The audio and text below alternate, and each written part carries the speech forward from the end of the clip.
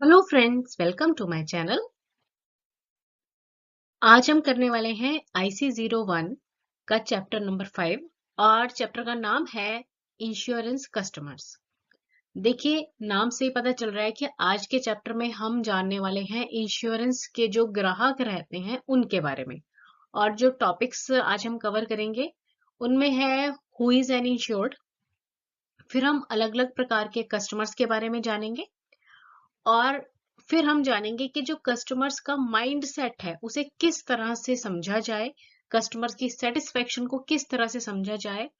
और लास्ट में टॉपिक रहेगा कि हम जानेंगे कि एथिकल बिहेवियर की इम्पोर्टेंस क्या है, स्पेशली अगर हम बात करें इंश्योरेंस के सेक्टर में। तो ये सारे हमारे आज के टॉपिक होने वाले हैं। तो हर बार की तरह पहले तो हम चैप्टर की डिस्क्रिप्शन करेंगे, फिर होंगे प्रैक्टिस के क्वेश्चंस और एंड में मिलेगा आपको एक बोनस क्वेश्चन। तो चलिए शुरू करते हैं। तो चैप्टर की शुरुआत हम करेंगे ये जानकर कि इंश्योर्ड कौन है। देखिए, जो इंश्योर्ड है ना, ये वो व्यक्ति है जो कि अपना बीमा करवाता है। हिंदी में हम इसे बीमित भी कह देते हैं, है ना। और इसे और सिंपली समझने के लिए आप पॉलिसी होल्डर समझ लीजिए कि पॉलिसी होल्डर को इंश्योर्ड आप कह सकते हैं। क्योंकि देखिए, इंश्योरेंस के बिजनेस में मोटे तौर पर दो लोग होंगे। एक कौन होगा? इंश्योरर। इंश्योरर कौन हो जाता है? Insurance company. और दूसरा हो जाता है इंश्योर्ड। इंश्योर्ड कौन है?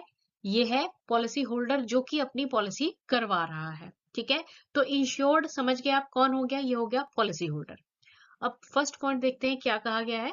A customer is a person who buys goods और services that a business has to offer.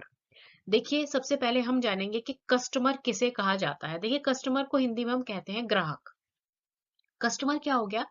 कोई भी ऐसा बिजनेस जो कुछ सामान बेचता है या फिर सर्विसेज बेचता है, तो वो व्यक्ति जो उन सामान को और सर्विसेज को खरीद रहा है ना, उसे आप कस्टमर कहेंगे। फॉर एग्जाम्पल, हम मार्केट में जाते हैं, ठीक है। कोई दुकान है वो मोबाइल सेल कर रही है, कोई दुकान है वहां पे कपड़े बेचे जा रहे हैं, है ना।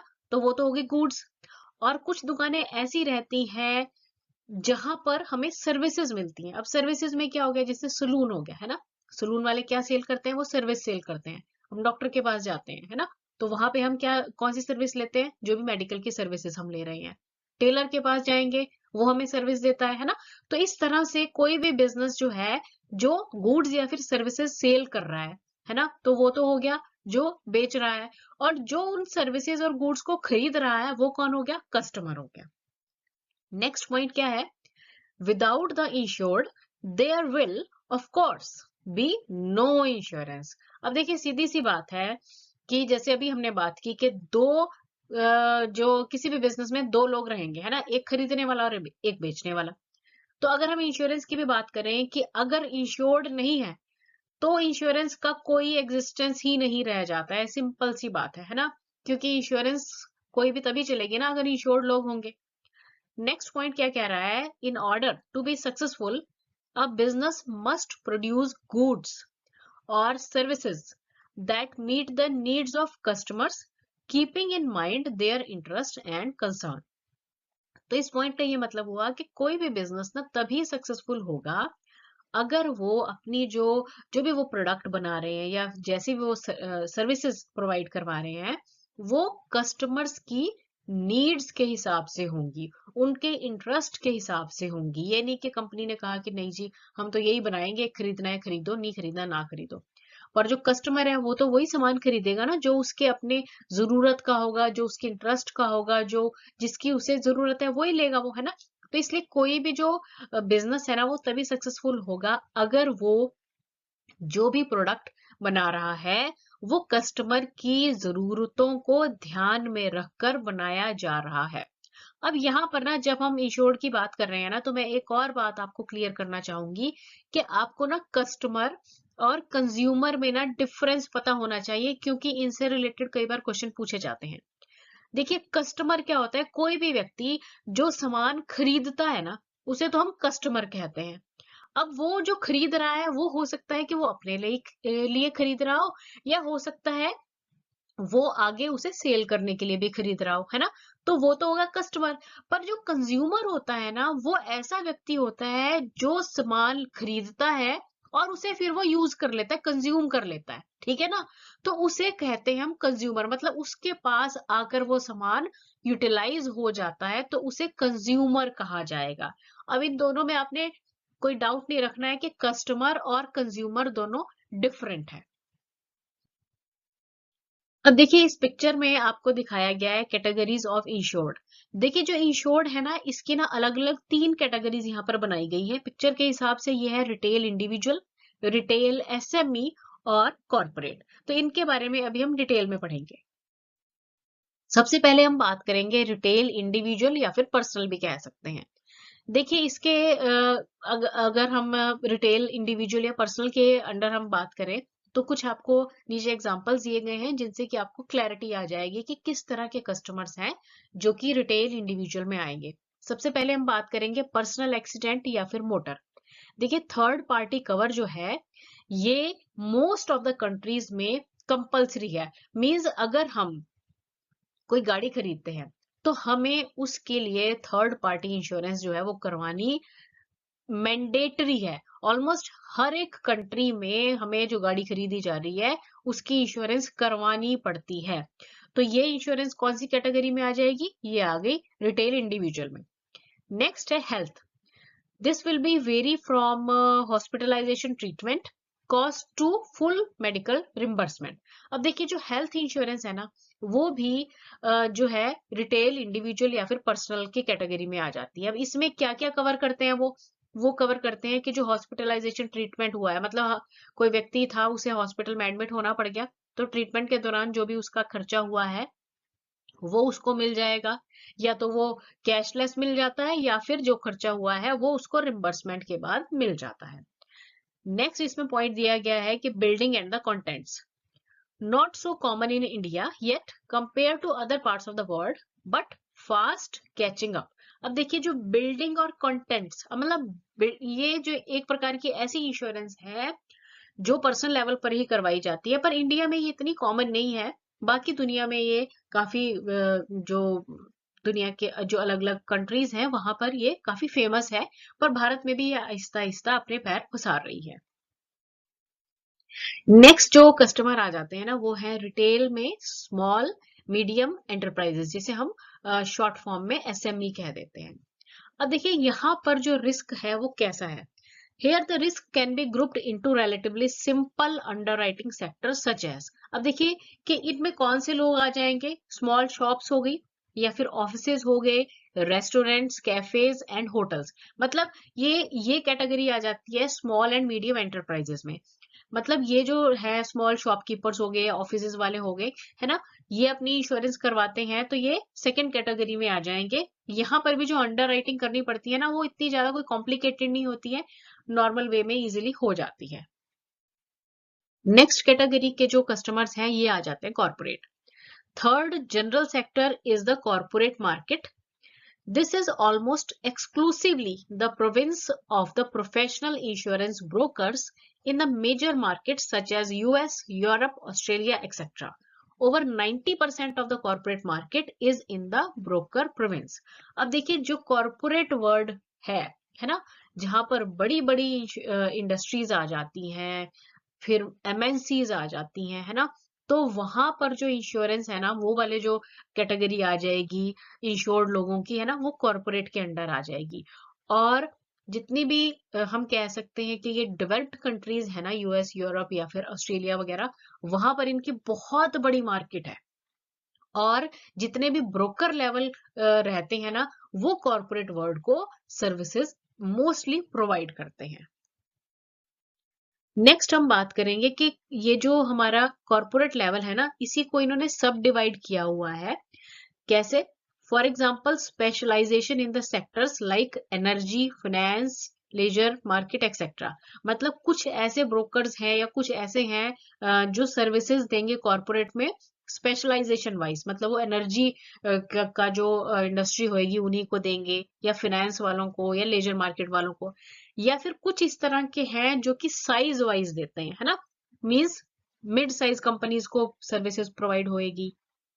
कंपनीज हैविंग नेशनल फुटप्रिंट या फिर एमएनसी वाई, है ना। तो ये क्या है, अलग अलग कैटेगरी के इंश्योर्ड लोग आ गए, आप कस्टमर भी समझ सकते हैं।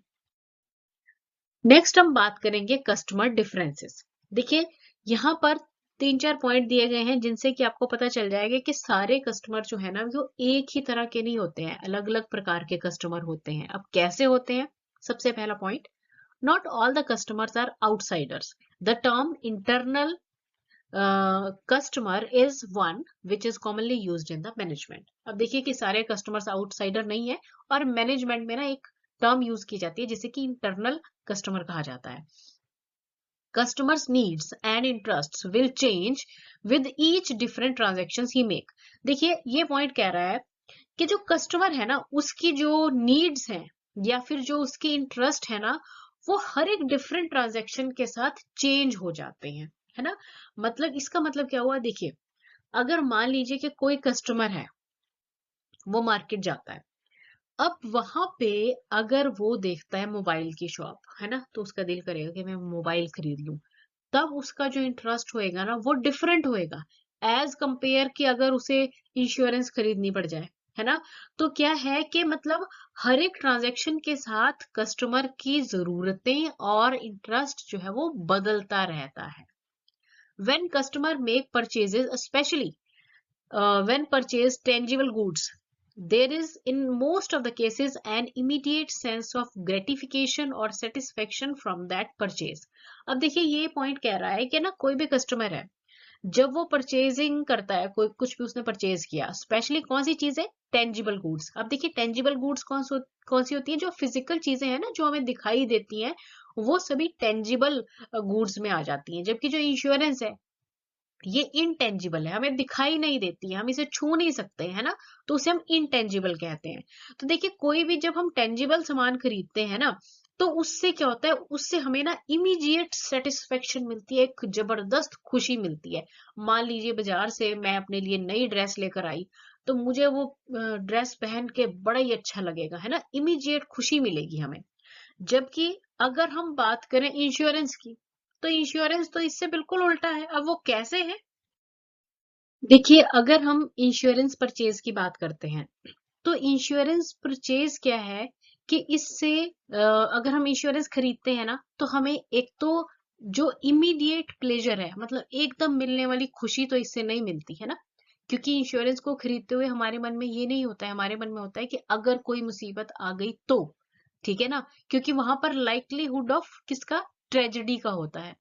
तो इसलिए कस्टमर की जो परसेप्शन है वो इंश्योरेंस के प्रति अलग है एज कंपेयर टू अगर हम और जो प्रोडक्ट रहते हैं मार्केट में उसके कंपैरेटिवली अगर देखें।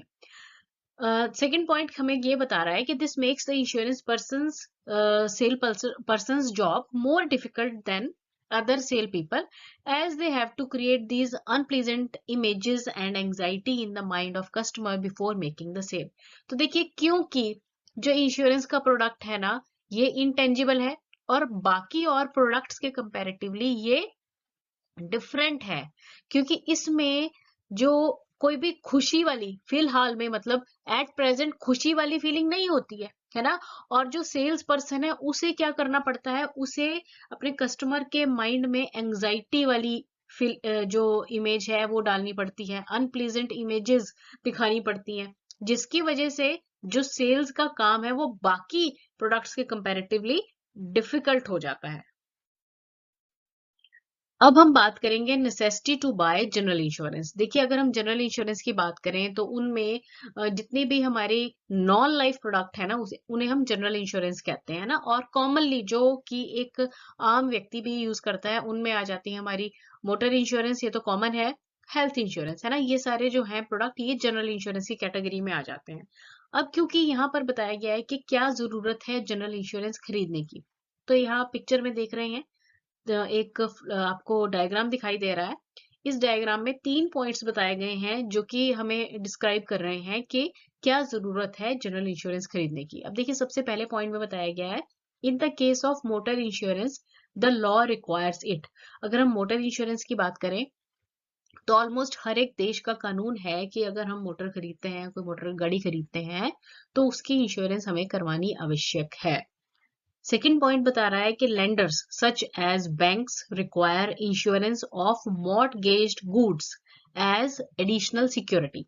अब देखिए, जैसे लेंडर्स हैं, लेंडर्स में क्या हो गए, जिन्होंने लोन देना है ना, जैसे बैंक्स वगैरह हो गए, तो जो भी मॉर्टगेज की हुई चीज है ना, तो वो एडिशनल सिक्योरिटी के तौर पे उसकी इंश्योरेंस जो है वो उनको उनके लिए रिक्वायरमेंट रहती है।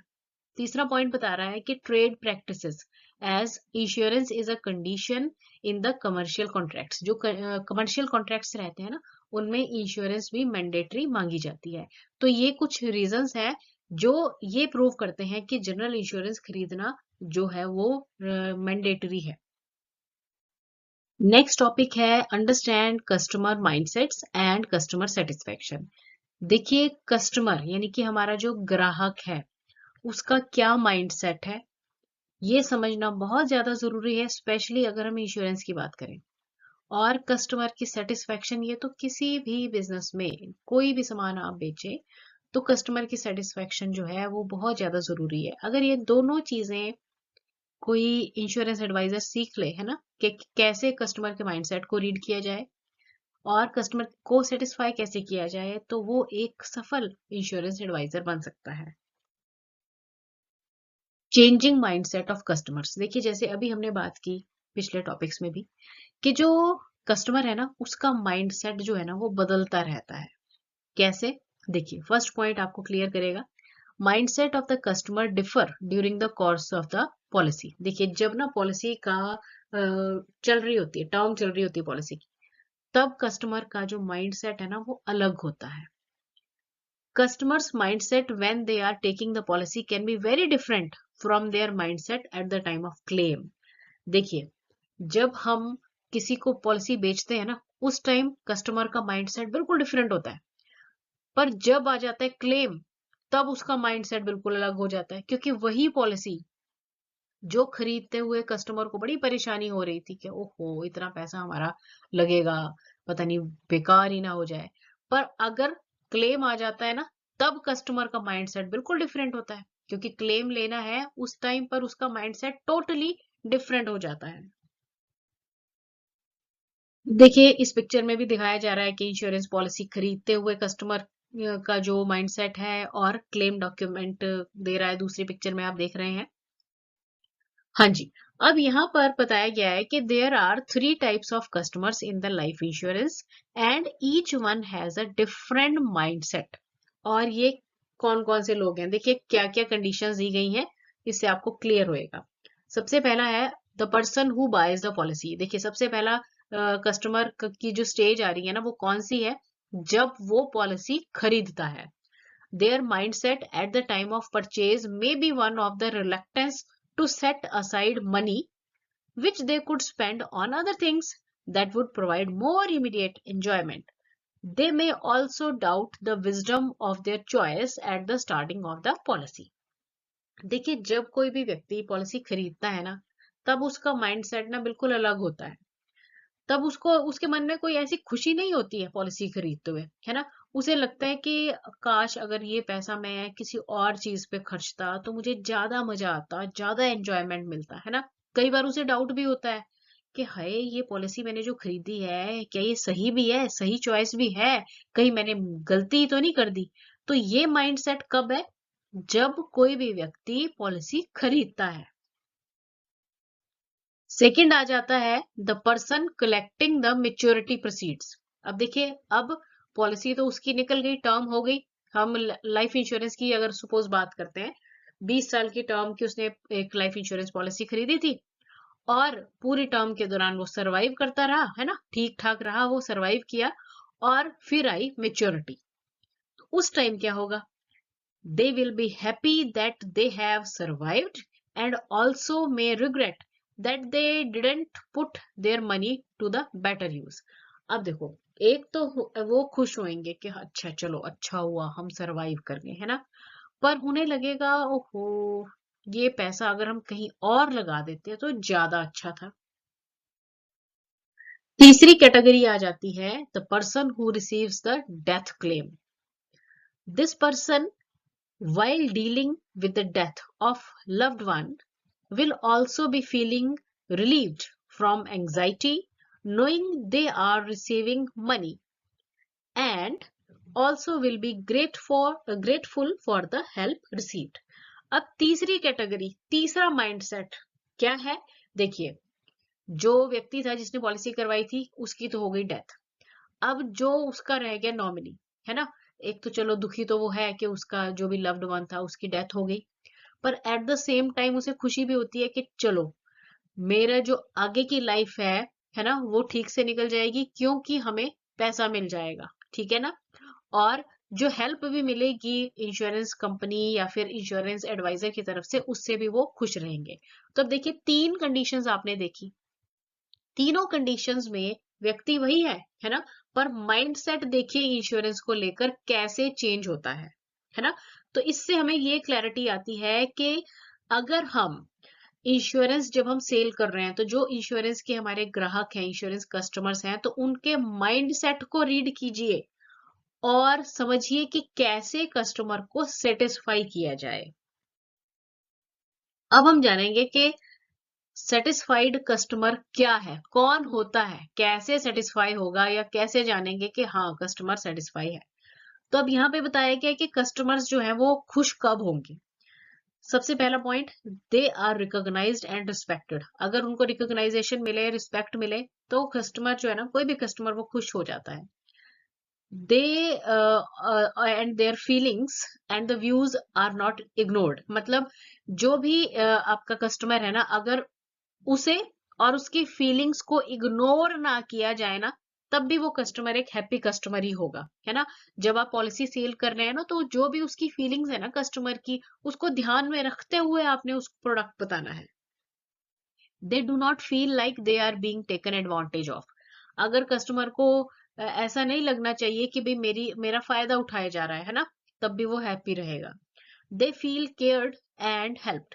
अब अगर कस्टमर को ऐसा लगे कि हाँ मेरी केयर की जा रही है और मेरी हेल्प की जा रही है ना, तो वो भी उस टाइम पर भी वो हैप्पी रहेगा। और लास्ट पॉइंट कह रहा है कि they are being emphasised with. तो देखिए, अगर एम्फसाइज किया जा रहा है, तवज्जो दिया जा रहा है कस्टमर को और उसके इंटरेस्ट को, तो वो कस्टमर एक हैप्पी कस्टमर कहलाएगा। अब देखिए कि ये जो 5 पॉइंट्स आपको दिए गए हैं, ये इसलिए दिए गए हैं ताकि आप इनसे ये सीखें कि कैसे कस्टमर को सेटिस्फाई किया जा सकता है ताकि उसके साथ आपके लॉन्ग रन में रिलेशन बने रहे। अब देखिए कि इस पिक्चर में भी आपको हैप्पी कस्टमर के बारे में बताया हुआ है ना। आप पिक्चर में देख रहे हैं कि they are recognised and respected, they और their feelings and views are not ignored, they do not feel like they are being taken advantage of, and they feel cared for and helped। तो ये सारे points हो गए जिससे कि एक customer जो है वो सेटिस्फाई हो जाता है, हैप्पी हो जाता है। अब नेक्स्ट जो हमारा टॉपिक है ना, वो है एथिकल बिहेवियर। देखिए, हिंदी में हम इसे ना नैतिक व्यवहार कह सकते हैं, या बिल्कुल ही सिंपल भाषा में समझना है तो ऐसा समझ लीजिए कि एक अच्छा व्यवहार जो कि दूसरे व्यक्ति का बुरा ना सोचे, है ना, उसे हम एक एथिक्स वाला पर्सन कह सकते हैं। तो पॉइंट क्या कह रहा है? Being ethical in the business is about doing the right thing, such as not lying or stealing, but being honest. तो देखिए, अगर हम एथिकल बिजनेस में एथिक्स की बात करें ना, तो इन्होंने बिल्कुल सिंपल शब्दों में समझाया है कि दूसरे के साथ कभी भी गलत ना करो, सही करो, झूठ ना बोलो, कुछ चोरी ना करो। चोरी का मतलब ये नहीं है उसका सामान चुराना है, मतलब उससे कोई बात छुपाइए ना आप, है ना। और ऑनेस्ट रहिए, ईमानदार रहिए। बस इतना सा काम अगर हम कर लें तो हमारा बिहेवियर हो जाता है एथिकल। अगला पॉइंट कह रहा है, business of insurance is based on the trust. सीधी सी बात है, क्योंकि ना जो इंश्योरेंस का बिजनेस है ना, ये भरोसे पर ही टिका हुआ है। Policy holders entrust their savings to the insurer, trusting it to look after these funds and to look after their interest and those of their dependents in the later years। देखिए, insurance का पूरा business किस पर टिका है? Trust पे, है ना। और इसमें सबसे बड़ा रोल किसका रहता है? इंटरमीडिएट का। और इंटरमीडिएट में कौन आ जाते हैं? एजेंट्स आ जाते हैं, ब्रोकर्स आ जाते हैं। तो कोई भी पॉलिसी होल्डर यही चाहता है कि जिसे जिस इंश्योरर को उसने अपना हार्ड अर्न्ड मनी दी है, इतनी मेहनत से कमाया हुआ पैसा दिया है, तो भरोसे से उसके पैसे की देखभाल की जाए, है ना? और उसके हितों की रक्षा की जाए। जब मैच्योरिटी आ जाए तो उसे पैसा मिल जाए, और अगर इन केस मिसहैपनिंग हो जाए तो उसके डिपेंडेंट्स को जो भी वादा किया गया है उसके हिसाब से इंश्योरर जो है वो पैसा दे दे। बस इतना सा चाहता है एक पॉलिसी होल्डर, है ना? और ये सब कैसे होता है? ये होता है विश्वास से। तो अगर पॉलिसी होल्डर आप पर, एक इंश्योरेंस एजेंसी पर विश्वास करता है, इंश्योरेंस कंपनी पर सॉरी विश्वास करता है, तो इंश्योरेंस कंपनी का भी ये ड्यूटी रहती है कि उसके विश्वास को बनाकर रखा जाए। In general insurance, policyholders trust that in the event of claim, the insurer will keep up their promise of compensation. अब अगर हम जनरल इंश्योरेंस की बात करें तो पॉलिसी होल्डर को ये रहता है कि अगर कोई मुसीबत आ गई, है ना, अगर क्लेम आ गया, मींस मिस हैपनिंग हो गई, क्योंकि जनरल इंश्योरेंस में तो जब मिस हैपनिंग होती है तभी काम आता है इसका, है ना? तो क्या रहता है कि जनरल इंश्योरेंस में पॉलिसी होल्डर को यही होता है कि अगर मुसीबत आ गई, क्लेम आ गया, तो इंश्योरर जो उसने प्रॉमिस किया हुआ है वो उसे compensation they they. Things go wrong when incorrect information is given to the potential policy holders in an attempt to get them to buy insurance, और इसी को मिस सेलिंग कहा जाता है। देखिए, सब कुछ अच्छा है, पर गड़बड़ कहाँ हो जाती है? अगर पॉलिसी होल्डर को गलत चीज बताई गई, जो बताया गया वो बेचा नहीं गया, है ना, कुछ और बताकर बेच दिया गया, तब बस सारी गड़बड़ हो जाती है, सारा जो भरोसा है वो हो जाता है खत्म। और इस प्रोसेस को कहा जाता है मिस सेलिंग। और अगर मिस सेलिंग की जाए तो क्या है, तो ग्राहक जो है वो हो जाएगा अनहैप्पी, खराब हो जाएगा, उसका ट्रस्ट जो है वो इंश्योरेंस से हो जाएगा खत्म। इसलिए बहुत जरूरी है कि इंश्योरेंस के फील्ड में मिस सेलिंग ना की जाए। अब देखिए कि जो IRDAI है ना, इन्होंने कुछ कोड्स ऑफ एथिक्स दिए हुए हैं, मतलब एथिकल बिहेवियर होना चाहिए, रेगुलेशंस भी ये कहती हैं IRDAI की, कि भाई जब हम इंश्योरेंस के फील्ड में हैं, इंश्योरेंस सेल करने हैं, तो ethical behaviour is must for every insurance personal. Ethical behaviour जो है ना, इससे फायदा क्या रहता है, इससे बेनिफिट क्या रहता है? अभी वैसे हमने पीछे भी इसकी बात की कि क्या बेनिफिट है। इसमें क्या है कि बेनिफिट इसमें दोनों का है, पॉलिसी होल्डर का भी है और इंश्योरर का भी है। और IRDAI के हिसाब से एथिकल बिहेवियर जो है ना वो दोनों को ही रखना चाहिए, पॉलिसी होल्डर को भी और इंश्योरर को भी। मींस पॉलिसी होल्डर जो है, जो इंश्योरेंस करवाना चाहता है, कस्टमर है, उसे चाहिए कि जो जो जरूरी जानकारियां है ना वो इंश्योरर को बताए, और इंश्योरर की भी की ये ड्यूटी रहती है कि जो भी उनके टर्म्स एंड कंडीशंस हैं वो पहले ही पॉलिसी होल्डर को क्लियर कर दे, ताकि बाद में कोई भी मिस अंडरस्टैंडिंग ना हो। अब यहाँ पर कुछ करेक्टरिस्टिक दी गई हैं जो कि एक गुड एथिकल बिहेवियर के बारे में बता रही है, प्रकाश डाल रही है। सबसे पहला पॉइंट क्या है? Placing the best interest of the customer above one's own direct और इनडायरेक्ट बेनिफिट। तो देखिए, सबसे पहला पॉइंट ये कहता है कि आपने अपना इंटरेस्ट बाद में देखना है, पहले किसका इंटरेस्ट देखना है? कस्टमर का। अगर कस्टमर का फायदा आप पहले देखेंगे ना तो आपका फायदा खुद ही हो जाएगा।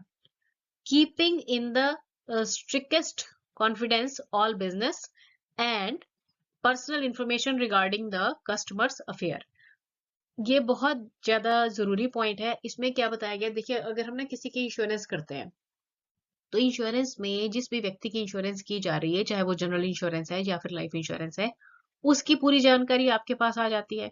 तो आपने उस जानकारी को क्या रखना है? कॉन्फिडेंट रखना है। ये नहीं है कि उसकी जानकारी को आप और लोगों के साथ शेयर कर रहे हैं। तो ये बहुत बड़ी आप पर रिस्पॉन्सिबिलिटी है कि पूरी जानकारी जो है व्यक्ति की, पर्सनल इंफॉर्मेशन, उसको कॉन्फिडेंस में, मतलब कॉन्फिडेंट रखा जाए, यानी कि उसको आपने बाहर नहीं फैलाना है। Making full and adequate disclosure of all facts to allow the customer to make the informed decision। आपको क्या करना है? जो हमारा कस्टमर है ना, उसे पूरी जितनी जानकारी की आवश्यकता है वो सारी की सारी जानकारी दीजिए ताकि वो एक प्रॉपर डिसीजन ले सके। अब हम नेक्स्ट बात करेंगे ऐसी पॉसिबिलिटीज की जहां पर एथिक्स में कॉम्प्रोमाइज होने का चांस बना रहता है। तो देखिए सबसे पहला पॉइंट है कि having to choose between two plans, one of which has considerably less premium or commission than the other। देखिए पहली कंडीशन कह रही है कि मान लीजिए कि किसी को आपने प्लान सेल करना है और आपके सामने दो प्लान्स की ऑप्शन पड़ी है। एक में बहुत कम प्रीमियम है और जब कम प्रीमियम जा रहा है तो ऑब्वियस सी बात है कमीशन भी कम आएगा, है ना। तो अब हम सोचेंगे कि भाई प्रीमियम इसका कम है दूसरे का ज्यादा है तो ज्यादा वाला ही बेच देते हैं। तो उस टाइम पर एथिक्स में कॉम्प्रोमाइज होने का गड़बड़ रहती है। तो आपको सेल्फ कंट्रोल करना है। आपने पहले इंटरेस्ट किसका देखना है, अपने ग्राहक का देखना है। आपको कौन सा प्लान उसे बेचना है जिसमें उसका फायदा हो। सेकंड पॉइंट क्या है, temptation to recommend discontinuing an existing policy and taking a new one. अब देखिए मान लीजिए कि आपका कोई ग्राहक है, उसने पहले कभी पॉलिसी करवाई थी, कुछ साल उसने पैसे भरे, प्रीमियम भरा, फिर उसने डिसकंटिन्यू कर दिया। तो अब ये जो व्यक्ति है हम इसे कहें कि भाई पुरानी को छोड़ो नई करवा लो, यहाँ पर हो सकता है एथिक्स में कॉम्प्रोमाइज, है ना। पर हमारी ड्यूटी क्या है, हमारी ड्यूटी ये है कि हम उसे ये समझाएं कि पुरानी वाली पॉलिसी को आप कंटिन्यू कर लीजिए, क्योंकि देखिए उसका ऑलरेडी उसमें पैसा जा चुका है, नहीं तो वो सारा पैसा वेस्ट हो जाएगा ना। तो इसलिए हमारी ड्यूटी है कि पुरानी वाली पॉलिसी को हो सकता है तो उसे कंटिन्यू करवाया जाए। लास्ट पॉइंट कह रहा है becoming aware of circumstances that if known to the insurer could adversely affect the interest of customer or beneficiary of the claim। हमें ऐसे सारे circumstances की जानकारी हो जहां पर जो कस्टमर है या फिर जो उसका बेनिफिशियरी है क्लेम के टाइम पर उसे उसका जो पैसा मिलेगा वो अफेक्ट होने का चांस है ना। तो ऐसे सर्कमस्टांसेस की जानकारी हमें होनी चाहिए। ये नहीं कि हमें जानकारी थी फिर भी हमने इग्नोर कर दिया, हमने सिर्फ अपने फायदे को देखा। तो ये पॉइंट्स हैं जो हमें ये बताते हैं कि कहां कहां पर एथिक्स में कॉम्प्रोमाइज हो सकता है। चलिए अब हम करेंगे कुछ प्रैक्टिस क्वेश्चंस। तो हमारा सबसे पहला क्वेश्चन है a customer is a person who dash. आपको बताना है कि एक कस्टमर जो है ना वो कौन है, कैसा व्यक्ति है वो। ऑप्शंस है रिफ्यूजेस टू परचेज गुड्स और सर्विसेज, ऐसा व्यक्ति है जिसने मना कर दिया कि मैं सामान या सर्विसेज नहीं परचेज करूंगा। बायज गुड्स और services a business has to offer, ऐसा व्यक्ति जो कि गुड्स या फिर सर्विसेज मतलब जो भी ऑफर हो रही है उसे वो खरीदता है। प्रोड्यूसेस गुड्स और सर्विसेज फॉर सेल, वो खुद प्रोड्यूस कर रहा है सेल करने के लिए। receives monetary benefits from the sale of goods, या फिर सामान बेचकर वो पैसे का लाभ उठा रहा है। तो बताइए कौन सा व्यक्ति इनमें से कस्टमर होगा, है ना। तो समझ गए आप, ऑप्शन बी आ जाएगा राइट आंसर, क्योंकि ऐसा व्यक्ति जो सामान या सर्विसेज खरीदता है ना उसे हम कस्टमर कहेंगे। Option B is the right answer. Maintaining customer satisfaction while policies are in force is called dash। अब देखिए इस क्वेश्चन में ये कहा गया है कि कस्टमर की सेटिस्फेक्शन को मेंटेन करके रखना कब, जब उसकी पॉलिसीज इन फोर्स हो, यानी कि मतलब चल रही हैं उसकी पॉलिसीज, है ना। तो ऐसी सर्विस को क्या कहेंगे, servicing activity, customer orientation, customer satisfaction या फिर कस्टमर आइडेंटिफिकेशन। अब देखिए जब पॉलिसी चल रही है, इन फोर्स है, तब कस्टमर की सेटिस्फेक्शन को बना के रखना उसे कहा जाता है सर्विस एक्टिविटीज या फिर सर्विसिंग एक्टिविटीज। ऑप्शन ए आ जाएगा आपका right answer. What are accountability and corporate governance together called? आपको बताना है कि अकाउंटेबिलिटी और कॉर्पोरेट गवर्नेंस को अगर हम इकट्ठा बोलें तो क्या कहेंगे, ethics in business, freedom of information, public interest litigation या फिर गुड गवर्नेंस। तो देखिए इसे कहा जाता है एथिक्स ऑफ द बिजनेस, यानी कि बिजनेस के अच्छे रूल्स। ऑप्शन ए आ जाएगा आपका right answer. What is the term used to describe the work output of one department being an input for the work of the another department in the same organization and the interrelation of the departments? अब देखिए इन्होंने कहा है कि आप उस term को क्या कहेंगे जहां पर एक डिपार्टमेंट की वर्क आउटपुट जो है वो दूसरे डिपार्टमेंट की इनपुट की तरह काम करे, और ऐसे रिलेशनशिप को क्या कहा जाएगा? ऑप्शंस है external customer, peers, policy holders या फिर इंटरनल कस्टमर्स। तो देखिए इसका राइट आंसर है इंटरनल कस्टमर्स। ऑप्शन डी आ जाएगा आपका right answer. In which regulations are the code of ethics directed towards the ethical behavior spelled out। देखिए आपको बताना है कि कौन सी रेगुलेशंस हैं जहां पर एथिकल बिहेवियर के बारे में बताया गया है, स्पेल आउट किया गया है कि एथिक्स को ध्यान में रखना है। तो किसके द्वारा किया गया है, कौन सी रेगुलेशंस के द्वारा ये बताया गया है? गवर्नमेंट के द्वारा, IRDAI के द्वारा, इंश्योरेंस एडवाइजरी कमेटी के द्वारा या फिर इंश्योरेंस इंस्टीट्यूट ऑफ इंडिया के द्वारा। तो भाई एथिक्स बिहेवियर का जो स्पेल आउट है ना वो किया गया है IRDAI के द्वारा। ऑप्शन बी आ जाएगा आपका right answer. What is the foundation of good governance? Good governance की फाउंडेशन क्या होगी? एथिकल बिहेवियर होगा, having a little concern of others, मतलब दूसरों का ज्यादा तवज्जो नहीं देनी, बीइंग ऑनेस्ट, ऑनेस्ट है, ईमानदार है, हाई कंसर्न ऑफ सेल्फ, सिर्फ अपने ही बारे में सोचता है। तो भाई गुड गवर्नेंस की जो बेसिक फाउंडेशन है ना वो है ethical behaviour. Option A is the right answer. What must business keep in mind about their customer in order to be successful? किसी भी बिजनेस को सक्सेसफुल होने के लिए क्या मन में रखना चाहिए ताकि उसके कस्टमर्स जो हैं उनको अच्छी सर्विस दी जा सके? तो क्या दिमाग में होना चाहिए एक अच्छे सक्सेसफुल बिजनेस के लिए? How much they can pay, how they will use the goods or services, their needs, interest and concern, whether they can recommend them to other people। तो देखिए अगर हम कस्टमर को दिमाग में रखते हैं, बिजनेस को सक्सेसफुल बनाना चाहते हैं, तो हमारे माइंड में कस्टमर के रिगार्डिंग होनी चाहिए क्या, कि भाई कस्टमर की जरूरतें क्या है, क्या उसका इंटरेस्ट है, क्या उसका कंसर्न है, ये चीजें दिमाग में रखें और उसके हिसाब से अपना काम करें, अपना प्रोडक्शन करें या सेलिंग करें, तभी हम एक अच्छा और सक्सेसफुल बिजनेस जो है वो अचीव कर सकते हैं। ऑप्शन सी आ जाएगा right answer. What makes customer happy? आपको बताना है कि कस्टमर खुश कब होगा। When they feel cared for, जब उनको लगे कि हमारी केयर हो रही है। When someone tell them what they want, जब उन्हें कोई पूछे क्या चाहिए भाई। When their views and feelings are ignored, जब उनके व्यूज और फीलिंग्स को इग्नोर किया जाए। Not attending them, उनको अटेंड ही नहीं किया जा रहा है ना। बताइए अब ये तो आपको आई थिंक पता चल गया होगा, ठीक है। तो इसका आंसर क्या आ जाएगा? बिल्कुल सही, option A, when they feel cared for, जब उन्हें लगे कि हमारी केयर की जा रही है तब कस्टमर हैप्पी होगा। ऑप्शन ए आ जाएगा राइट आंसर। नेक्स्ट क्वेश्चन है भाई, यहाँ पर एक वर्ड दिया गया है जिसको लिखा गया है सर्व क्वेल, और आपको बताना है कि ये सर्व क्वेल क्या चीज है। Model to measure the service quality of an organisation, कहते हैं कि ये एक ना मॉडल है जिससे कि किसी भी ऑर्गेनाइजेशन की सर्विस क्वालिटी को नापा जा सकता है, मेजर किया जा सकता है।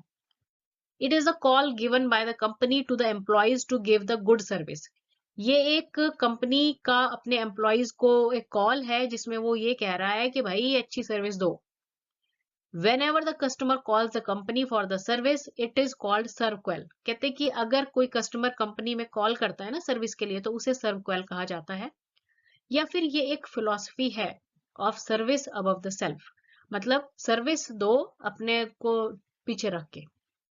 तो सर्वक्वेल जो है ना ये बेसिकली है मॉडल जिससे कि किसी भी ऑर्गेनाइजेशन की सर्विस क्वालिटी को मेजर किया जा सकता है। ऑप्शन ए आ जाएगा राइट आंसर।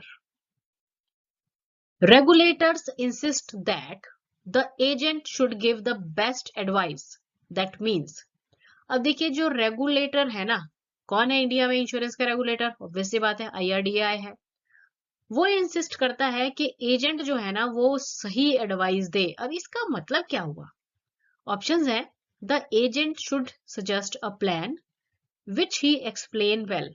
तो एजेंट को ना वो वाला प्लान बता देना चाहिए जो उसे अच्छे तरह से समझाना आता है।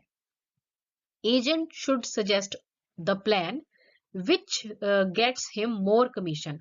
एजेंट को ऐसा प्लान बताना चाहिए जिससे उसे ज्यादा कमीशन मिले। Agent should give best suited advice to the client out of the several alternate solutions. Agent को चाहिए कि बहुत सारे ऑल्टरनेटिव सॉल्यूशंस में से जो सबसे अच्छा है वो कस्टमर को सजेस्ट करे, एडवाइस करे। The agent should suggest most popular plan. Agent को चाहिए कि जो सबसे ज्यादा फेमस प्लान है ना वो सजेस्ट कर दे।